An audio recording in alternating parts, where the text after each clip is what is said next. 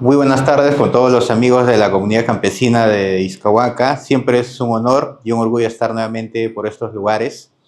luego de un trayecto bastante difícil, complicado. Ayer hemos salido en la noche, sin embargo estamos aquí, sobre todo por la gentil invitación del presidente de la comunidad, para tocar temas tan importantes como son el tema de la actualización del estatuto comunal, los contratos mineros que nos han podido hacer llegar, y entre otras problemáticas que existen en la comunidad, y no solo en esta comunidad, sino también en otras comunidades que hemos podido visitar, pero que el denominador común siempre ha sido el problema común general, siempre ha sido el tema de la actualización del estatuto comunal, el tema de revisar un poco los contratos mineros con las empresas, ya sea mineras, contratos de líneas de transmisión eléctrica, problemas dentro de la comunidad entre comuneros, entre la junta directiva, y entre otras problemáticas que se van presentando a lo largo y ancho del Perú, sobre todo en torno a las comunidades campesinas y nativas. Recordemos que en nuestro país existen más de 10.000 comunidades campesinas, nativas y ribereñas, y que ellas representan un importante sector de la población, pero también representan un porcentaje bastante importante en cuanto a ocupar territorio, ¿no?, nacional, y dentro de ese territorio nacional que ellos ocupan existen grandes cantidades de recursos naturales, recursos forestales, recursos hídricos, y todos esos recursos pues vamos a ver que constituyen un factor importante, sobre todo cuando van a venir a trabajar empresas mineras, van a realizar actividades de exploración o explotación. Vamos a encontrar una serie de inconvenientes, una serie de problemas, una serie de circunstancias que van a exigir a la comunidad, sobre todo, estar en una situación también de alerta, de preparación en cuanto a la defensa de los recursos naturales de su territorio y sobre todo frente a procesos de negociación también que se puedan venir más adelante. En ese sentido, agradecer una vez más a la comunidad por este espacio y esta oportunidad, y al Instituto Latinoamericano que hace posible esta gestión para poder estar aquí con ustedes. Y vamos a empezar el tema que nos ha convocado el día de hoy, ¿no?, que tiene que ver básicamente con el tema del estatuto comunal. Pero sin embargo, dentro de esta necesidad de adecuar, actualizar el estatuto comunal, existe un principio y un factor fundamental, ¿no?, la necesidad de adecuar sobre todo la categoría de comunidades campesinas e incorporar una nueva categoría, un nuevo principio y un nuevo derecho que tiene que ver con pueblos originarios, ¿no? Entonces, la pregunta es, ¿estas dos categorías tienen el mismo peso, el mismo valor desde el punto de vista legal, jurídico? En nuestro contexto actual, en la realidad actual del Perú, no. La categoría de pueblos indígenas implica sobre todo un reconocimiento de los derechos colectivos, implica un reconocimiento sobre los derechos territoriales, implica un reconocimiento sobre los recursos naturales en caso se exploten, e implica también una serie de obligaciones por parte del Estado en cuanto a los descendientes de los pueblos originarios a implementar políticas, planes, programas, pero sobre todo efectivizar y garantizar los derechos colectivos que están regulados y están constituidos en el convenio 169, en la ley de consulta previa, en el reglamento, y corresponde consecuentemente actualizar el estatuto comunal incorporando todas estas categorías y estos principios que van a ser importantes y una pieza y una piedra angular para garantizar sobre todo el goce y el ejercicio de los derechos colectivos, que recordemos que en la ley de comunidades campesinas, que es de 1987,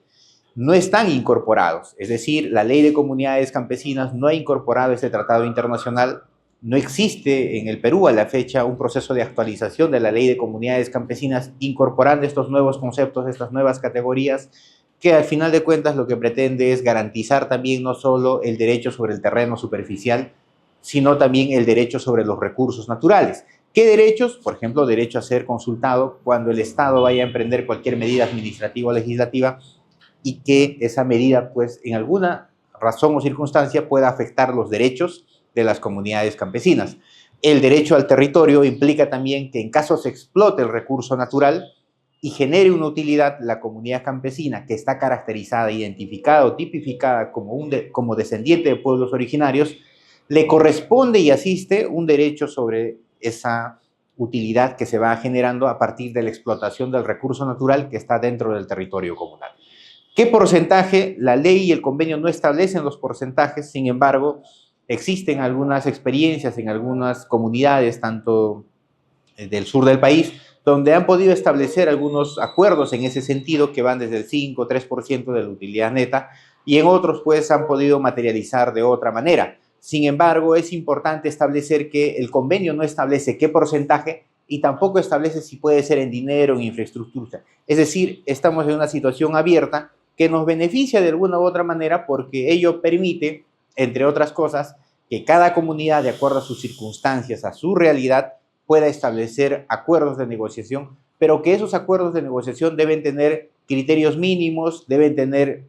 bases mínimas para poder establecer acuerdos que puedan ser, primero, duraderos, dos, proporcionales, tres, que puedan tener un sustento de razonabilidad, proporcionalidad, y que todo ello va a permitir en última instancia una convivencia armónica entre tres actores fundamentales: el Estado, la comunidad y las empresas mineras, y que ello pueda en alguna medida disminuir todos los conflictos sociales que tenemos pues frente a la explotación de recursos naturales.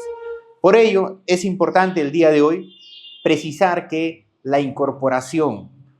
en cuanto a la actualización del estatuto comunal de esta categoría de pueblos indígenas o pueblos originarios constituye una piedra angular para ejercer los derechos colectivos que están reconocidos en un tratado internacional, pero que sin embargo a la fecha todavía la ley de comunidades campesinas, al no ser actualizada acorde al tratado internacional, a la ley de consulta previa y el convenio, todavía pues adolece de este reconocimiento de los derechos colectivos.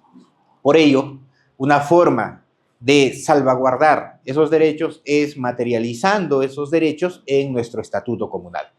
Ese procedimiento constituye una piedra angular en cuanto vamos a realizar o vamos a empezar a actualizar el estatuto comunal tomando en cuenta estos otros factores o estos otros criterios que son importantes y necesarios, sobre todo al momento de la explotación de los recursos naturales que están dentro del territorio comunal. Para ello corresponde, en primer lugar, que la comunidad convoque una asamblea comunal con un único acuerdo, que tiene que ser la discusión o el debate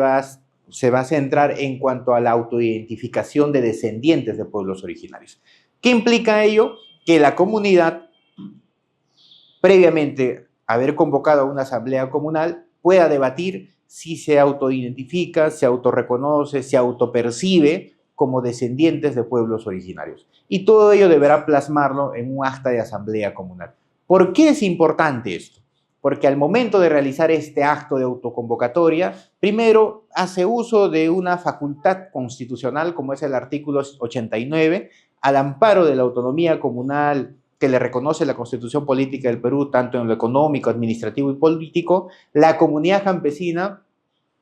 se autoconvoca o convoca una asamblea comunal para tener como un punto de discusión el tema de la autoidentificación como descendientes de pueblos originarios. Y esa discusión tiene que plasmarse en un documento formal que viene a ser el acta de asamblea comunal. Y a partir de la aprobación de haber decidido unánimemente y por mayoría autoidentificarse como descendientes de pueblos originarios, estamos haciendo uso de esa facultad constitucional del artículo 89 y en mérito a ello vamos a actualizar el estatuto comunal e incorporar en uno de los artículos del nuevo estatuto que se va actualizando que la comunidad campesina pues ha decidido autoidentificarse, autorreconocerse como descendiente de pueblos originarios. Ello va a permitir en última instancia que una vez actualizado el estatuto comunal, también estamos reconociendo que nos estamos autoidentificando, nos autorreconocemos como descendientes de pueblos originarios y consecuentemente debería activarse todos los derechos colectivos que están reconocidos, tutelados y amparados en el Convenio 169 y en otras normativas tanto nacionales como internacionales. Eso es importante porque frente a proyectos mineros que vayan a venir a nuestra comunidad, ¿no?, y podamos tener una circunstancia como muchas otras comunidades en las cuales todavía no están autoidentificadas, autorreconocidas o no están en la base de datos del Ministerio de Cultura como descendientes de pueblos originarios, haber plasmado en nuestro estatuto comunal, que tiene naturaleza y rango de ley dentro de la comunidad, este criterio de autoidentificación va a permitirnos ejercer otros derechos colectivos, como el derecho a la consulta, el derecho a solicitar el beneficio en caso se explote ese recurso natural, el derecho a una indemnización por posible daño ambiental, el derecho a administrar, a hacer uso de esos recursos naturales, entre otros derechos que están consagrados en el Convenio 169, pero que consecuentemente nos asiste y nos ampara a partir de haber actualizado el Estatuto Comunal y haber incorporado dentro de ese Estatuto Comunal el tema de la autoidentificación como descendientes de pueblos originarios. Estos derechos nacen y se sustentan a partir de las exigencias internacionales, pero también a partir de un Estado democrático, de gobernanza, que promueve sobre todo el reconocimiento de los derechos, pues, de sectores minoritarios que por muchos años han sido discriminados, no les han asistido en cuanto a sus derechos, pero sin embargo va a ser el Convenio 169 un instrumento jurídico que de alguna u otra manera va a complementar y con ciertas limitaciones va a exigir a los estados que reconozcan y amparen esos derechos que están consagrados en el Convenio 169. En ese sentido, vamos a ver que la actualización del Estatuto Comunal termina constituyendo un aspecto importante y sobre todo la incorporación de la autoidentificación, que consecuentemente también podemos hacer lo siguiente, que es el tema de el cambio de denominación. Actualmente todas las comunidades, a partir del contexto del gobierno militar de Velasco, se denominan comunidades campesinas o nativas. También podemos hacer un cambio de denominación e incorporar ya no comunidad campesina, sino comunidad campesina originaria, que se ha hecho en otros lugares, en otras comunidades, a partir de haber asesorado procesos de actualización de estatutos comunales. Esa es la importancia, la necesidad de actualizar el estatuto comunal. Entre otros aspectos también bastante importantes, como por ejemplo el tema de la tenencia o el uso de las tierras comunales, pues por parte de los comuneros. Es un problema bastante fuerte que se presenta en distintas comunidades en cuanto a debate, discusión, problemática territorial, pero sin embargo, incluso frente a terceros que pretendan despojar o usurpar el territorio comunal, existe una serie de mecanismos legales y procedimentales que están establecidos en la Ley de Comunidades Campesinas, pero que estos procedimientos necesitamos trasladarlo e incorporarlo en el Estatuto Comunal para que a partir de ello podamos también ejercer estos mecanismos de defensa de la propiedad comunal que son importantes, necesarios al momento de presentarse los hechos que mencionamos. Por ejemplo, hay casos o existen situaciones en la cual mineros ilegales, mineros artesanales o incluso terceros ajenos a la comunidad